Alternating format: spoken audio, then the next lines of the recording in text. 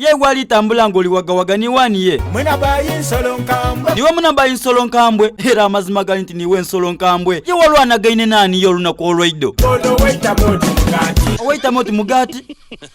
yo waita moti mugati nani ye kadabada nani yo waita moti mugati Mukisa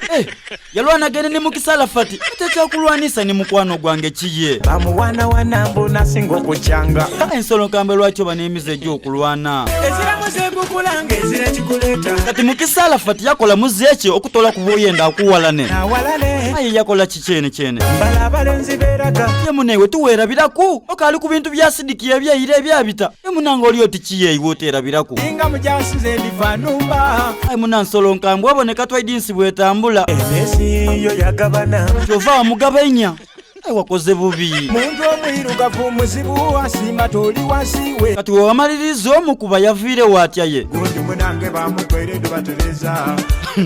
bamutwereka batereza kati obona silikoni ndowooza byewalese enonaku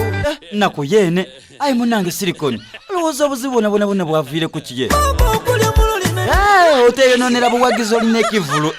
wenda kweyitira bakasitoma mwana ono